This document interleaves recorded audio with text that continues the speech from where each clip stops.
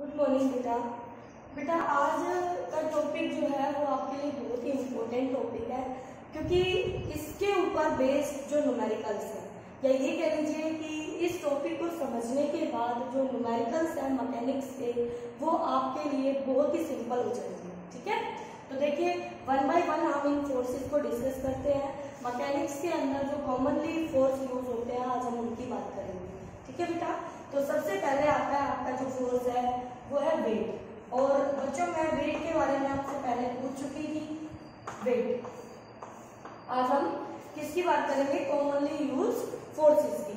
तो सबसे पहले वेट आया। वेट को आप W से लिख देते हो बेटा, और इसका फॉर्मूला आप यूज करते हो mg।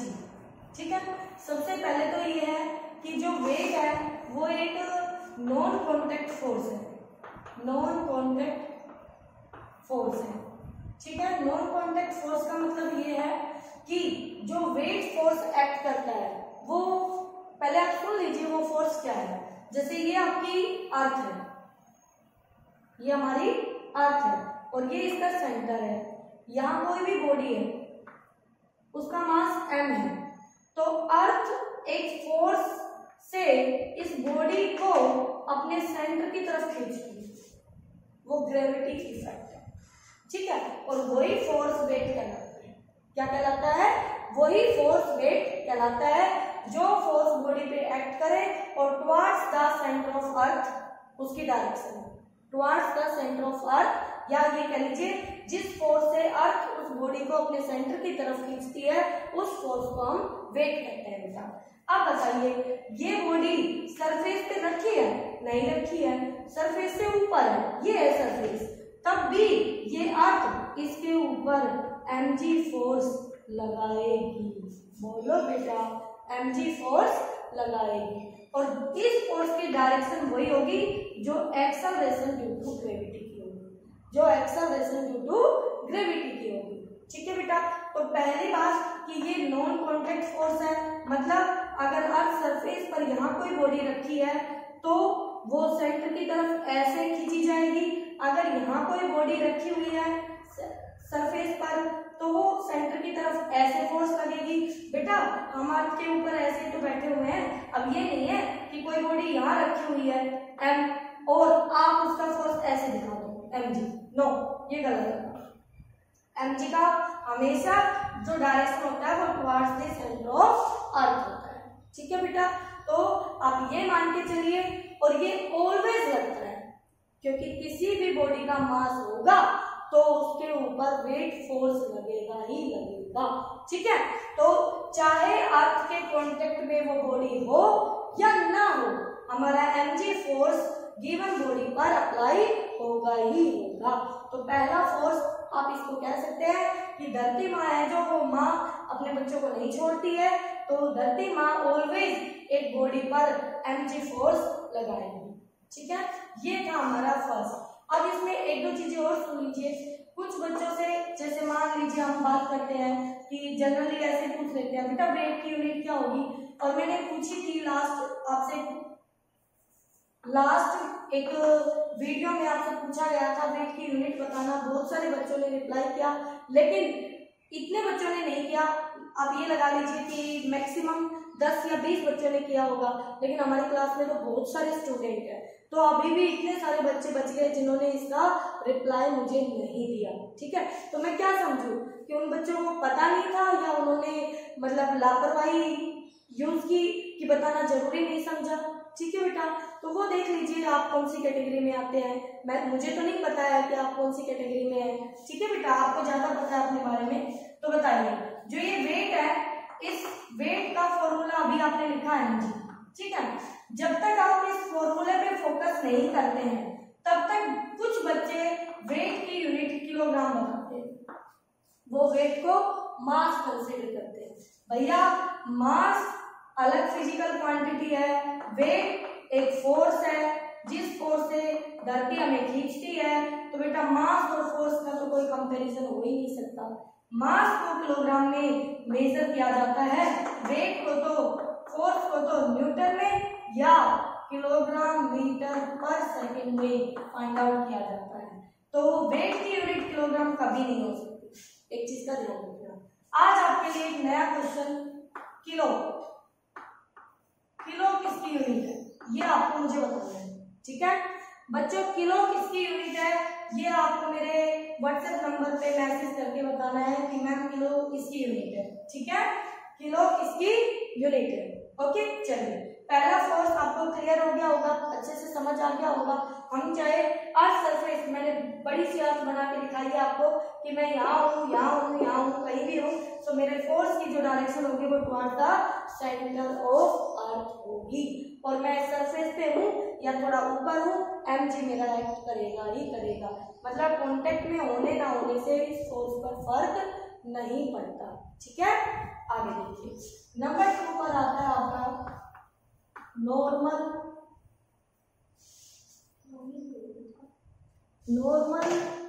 Reaction. Normal reaction N से रिप्रेजेंट।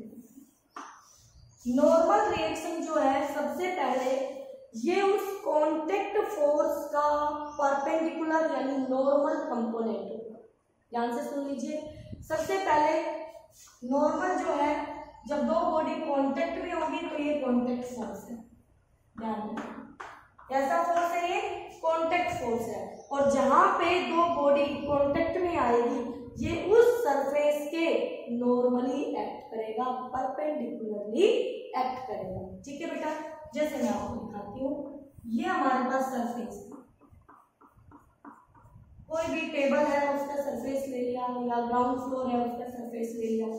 इस पर ये ब्लॉक करता है, इसका मास m, ठीक है, इसका मास m। ओके, अब देखिए m की वजह से इस बॉडी का एक फोर्स यहां पर mg एक्ट करेगा अर्थ के सेंटर की तरफ, ठीक है। दूसरा कांटेक्ट ढूंढिए, इस सरफेस का बॉडी के साथ यहां कांटेक्ट हो गया, यहां, तो नॉर्मल यहां एक्ट करेगा, नॉर्मल यहां एक्ट करेगा। लेकिन धीरे धीरे धीरे धीरे जब आप देखेंगे, हम आगे चलेंगे तो हम यहां से दिखा देंगे उसको, ठीक है। आप अपनी बुक्स वगैरह भी खोलेंगे तब देखेंगे। तो यहां पर एक्ट करेगा नॉर्मल, तो नॉर्मल जो फोर्स होगा वो इस सरफेस के नॉर्मली, जो ये कांटेक्ट सरफेस है इसके नॉर्मली ऐसे, ये नॉर्मल, ठीक है। और जो mg फोर्स होता है ना बेटा, वो बॉडी के सेंटर से एक्ट करता है, यहां से ऐसे mg, ठीक है। तो अब इस ब्लॉक के ऊपर दो फोर्स लग रहे हैं, एक फोर्स हमने पढ़ा वेट, दूसरा फोर्स हमने पढ़ा नॉर्मल रिएक्शन, ठीक है। आगे देखिए और एग्जांपल, ऐसे ले लिया आपने सेम सिचुएशन, ये एक ब्लॉक, इसके ऊपर ये दूसरा ब्लॉक, ठीक है। अब यहां देखते हैं पहला दो, अब नॉर्मल नॉर्मल बनाऊंगी बस, ठीक है, mg नहीं दिखाऊंगी। mg इसका भी डाउनवर्ड एक्ट करेगा, इसका भी डाउनवर्ड एक्ट करेगा। अब नॉर्मल देखते हैं, यहां इस सरफेस के साथ इस ब्लॉक का नाम a है, इसका b नाम, तो a ब्लॉक के ऊपर नॉर्मल जो एक्ट करेगा वो इस कांटेक्ट सरफेस से बॉडी की नॉर्मल, ये ठीक है, ये हो गया नॉर्मल किसका, a बॉडी का ड्यू टू दिस सरफेस। अब देखिए b बॉडी ऊपर रखी हुई है तो ये भी तो इसको दबा रही है बेटा ऐसे, तो यहां पर ये कांटेक्ट सरफेस है, ये कांटेक्ट सरफेस है। तो a ने जो लगाया, a ने b पर लगाया नॉर्मल n, वो तो हो गया n b ये, और जो b ने a पर लगाया वो हो गया n a b। तो इसको क्या नाम देंगे, अगर ये हमारी टेबल है, ये टेबल पे रखा है तो ये होगा नॉर्मल a बॉडी पर ड्यू टू टेबल। देखो सभी फोर्सेस की डायरेक्शन मैंने आपको शो कर दी है, बोलो बेटा, ठीक है। ऐसे ही एक इंक्लाइन प्लेन है, ये इंक्लाइन प्लेन पर ये आपने बॉडी रखी है, ये ऐसे, इस पे दिखाते हैं एक बार जितने भी फोर्स आपने पढ़े। ये बॉडी आपकी, ये एंगल आपका थीटा है, और यहां से सेंटर से बता लीजिए, ये सेंटर से इसका mg ऐसे एक्ट करेगा, ब्लॉक का मास m है, ठीक है बेटा। तो mg के दो कंपोनेंट बनेंगे, एक बनेगा ऐसे, ये एंगल थीटा होगा। क्यों होगा? इस लाइन और इस लाइन के बीच एंगल थीटा है, ध्यान से आ जाओ वही साथ में। इस लाइन और इस लाइन के बीच थीटा एंगल है, तो इसका परपेंडिकुलर ये है और इस लाइन का परपेंडिकुलर ये है, तो इनके परपेंडिकुलर के बीच भी थीटा होगा। पता चल गया हमें? ओके। अब बताइए, ये mg है तो ये mg cos थीटा और इसके परपेंडिकुलर ये mg sin थीटा। और भैया सरफेस रफ है तो जिस डायरेक्शन में आपकी बॉडी मूव कर रही है उसके अपोजिट में ही इसका अपोजिंग फोर्स ऑफ फ्रिक्शन आ जाएगा। क्या आ जाएगा? Force of friction. अभी भी एक फोर्स मिसिंग है, यहाँ पे कांटेक्ट हो रहा है। तो इस इंक्लाइंड सरफेस का जो बॉडी पर नॉर्मल रिएक्शन होगा वो ये होगा नॉर्मल रिएक्शन। ठीक है बेटा, तो ये था आपका दो फोर्सेस, उन दोनों को मिला के हमने यहाँ सारे फोर्स दिखा दिए इस बॉडी के ऊपर। ठीक है, आपको कोई भी डाउट हो आप अगेन इसको रिपीट करके देख सकते हैं। फिर देखिए आगे जो आता है थर्ड नंबर पे, वो आता है टेंशन। टेंशन क्या होता है भैया? टेंशन लेना किसी को पसंद नहीं है, और आप लोग पढ़ाई रेगुलरली नहीं करेंगे तो बाद में आपको बहुत बड़ी टेंशन होने वाली है बेटा। ठीक है, तो मैं उस टेंशन की बात नहीं कर रही हूँ, मैं यहाँ पर एक निर्जीव बॉडी में कैसी टेंशन होती है उसकी बात कर रही हूँ। ठीक है, देखिए ये हमारी छत है और छत से ये स्ट्रिंग की हेल्प से बॉडी को लटका दिया। ठीक है, तो बाय स्ट्रेचिंग किसी बॉडी में जो फोर्स आता है वो टेंशन फोर्स कहलाता है। ये सारे फोर्स है, नॉर्मल रिएक्शन की यूनिट न्यूटन, वेट की यूनिट न्यूटन, टेंशन की यूनिट न्यूटन, सभी फोर्सेज हैं। देखो ऊपर फोर्स पढ़ रहे हो आप मैकेनिक्स में। ठीक है, तो बताइए ब्लॉक का मास m है तो सीधी सी बात है mg नीचे लगेगा। ओके, टेंशन हमेशा बॉडी पे पेन रखना, ये बॉडी पे पेन रखा और बॉडी से दूर भगा देना, क्योंकि टेंशन रखना किसी को पसंद नहीं है। तो ये होगी आपकी टेंशन। ठीक है, ओके। इस पॉइंट पर टेंशन बतानी हो तो पॉइंट पे पेन, पॉइंट से दूर, ये होगी आपकी टेंशन। अब टेंशन की खास बातें क्या क्या है वो सुन लीजिए। जब तक स्ट्रिंग सेम रहेगी, सेम स्ट्रिंग होगी तब तक टेंशन भी सेम रहेगा। लेकिन अगर स्ट्रिंग बदल गई तो टेंशन भी बदल जाएगा। ठीक है बेटा, टेंशन दूर भगाओ, बॉडी पे पेन रखो, डायरेक्शन के लिए टेंशन दूर भगाओ, तो ये टेंशन हो गया इस बॉडी पर, ये टेंशन हो गया इस पॉइंट पर। ठीक है, और नॉर्मल के लिए कॉन्टेक्ट सरफेस पे पेन रखो, बॉडी की तरफ ड्रॉ करो, तो वो हो गया नॉर्मल। ओके बेटा, अब देखिए इसी के और एग्जांपल यहाँ पर ले लेती हूँ मैं। फिर एक कॉमन एग्जांपल ऐसा लेंगे जिसमें लगभग ये सभी आ जाए। अब देखिए यहाँ पर एक ब्लॉक, ये दूसरा ब्लॉक, ये तीसरा ब्लॉक, M1, M2, M3। ठीक है बेटा, तो रस्सियां कितनी है? 1, 2, 3 रस्सी है तो 3 टेंशन होंगे। चलिए शुरू करते हैं।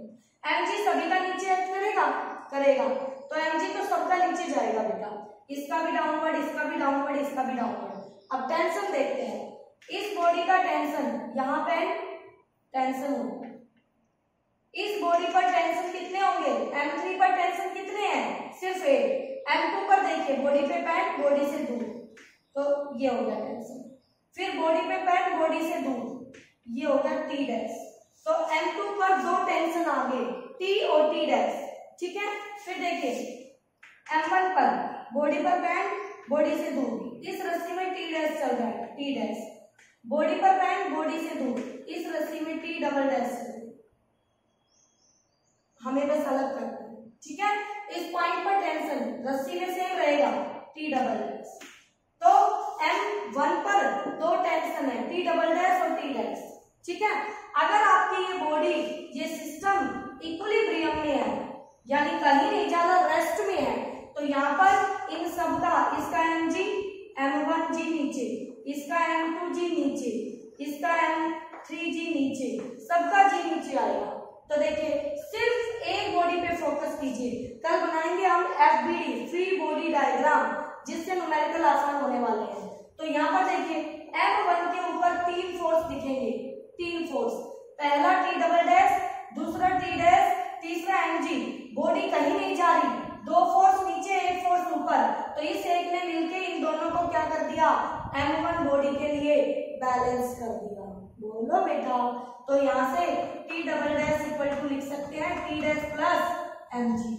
ऐसे करके इक्वेशंस बनेगी और फिर हम उनको सोल्व करेंगे, जो भी हमारे लिए अननोन फोर्सेस होंगे। ठीक है बेटा। अब देखिए एक लास्ट एग्जांपल, जिसमें लगभग हम तीनों की बात कर लेंगे। तो कुछ इस तरह से लेंगे, ध्यान से देखना। ये एक टेबल हमारे पास, ओके, यहाँ एक, चलो ऐसे ले लेते हैं इसको, और यहाँ एक ब्लॉक ले लिया, M1 मास है, ब्लॉक से रस्सी बांधी, रस्सी को ऐसे रोल करते हुए पुल्ली से ऐसे लटका दिया, और यहाँ दूसरी बॉडी लटका दी M2। ठीक है, चलिए पहला फोर्स mg पड़ा, गतिमा का फोर्स लगा दो भैया m1g, इस पे भी लगा दो बेटा m2g, गतिमा का फोर्स लग गया। दूसरा फोर्स नॉर्मल पड़ा, नॉर्मल रिएक्शन, सरफेस का कांटेक्ट, ये सरफेस का कांटेक्ट है, तो m1 पर लगेगा नॉर्मल, तो ये नॉर्मल m1 पर। m2 हवा में लटक रही है, कोई नहीं आएगा। फिर तीसरा फोर्स टेंशन पड़ा, m2 रस्सी से बंधी हुई है, तो इस रस्सी में टेंशन आ गया T। M1 इस रस्सी से बंधा हुआ है, तो इस पर टेंशन आ गया T। बॉडी पे पैन, बॉडी से दूर, बॉडी पे पैन, बॉडी से दूर, रस्सी सेम है, टेंशन T यहाँ है, टेंशन T यहाँ है। ठीक है। अगर सिस्टम इक्विलिब्रियम में है तो M2 के ऊपर 2 फोर्स, दोनों फोर्स इक्वल एंड अपोजिट, तो बॉडी पे नेट फोर्स 0, और यहाँ पर आपके 3 फोर्स है, जिससे बॉडी ना इस डायरेक्शन में चल रही है, ना इस डायरेक्शन में चल रही है, ना इसमें चल रही है, ना इसमें चल रही है। तो यहाँ पर एक इस फोर्स को रोकने के लिए कौन आ जाएगा, फोर्स ऑफ फ्रिक्शन, जो सरफेस पे आप ऐसे दिखा सकते हैं। ठीक है, क्योंकि इक्विलिब्रियम में है तो टेंशन तो इसको चलाएगा, ये दोनों तो आपस में कर देंगे बैलेंस, बट ये तो चलाएगा, तो उसको कौन रोकेगा, या कोई आएगा फ्रिक्शन फोर्स, तभी तो रुकेगी ये। या फिर आप ऐसे भी दिखा सकते हैं, ये कोई दीवार है और दीवार से ये एक रस्सी से ये बांध रखा है, तो फिर यहाँ पे एक टेंशन और आ जाएगा, इस पॉइंट पर एक टेंशन और आ जाएगा, इस पॉइंट पे पैन टेंशन, तो ये T डैश हो जाएगा। फिर वॉल में टेंशन, तो ये T डैश ऐसे इस तरह से। ठीक है बेटा। तो इन फोर्सेस को प्रैक्टिस कीजिए, अपनी तरफ से मन मर्जी के एग्जाम्पल बना के फोर्सेस दिखाइए, इससे ही प्रैक्टिस होगी। ओके, तो मिलते हैं फिर आपसे। ओके बच्चों।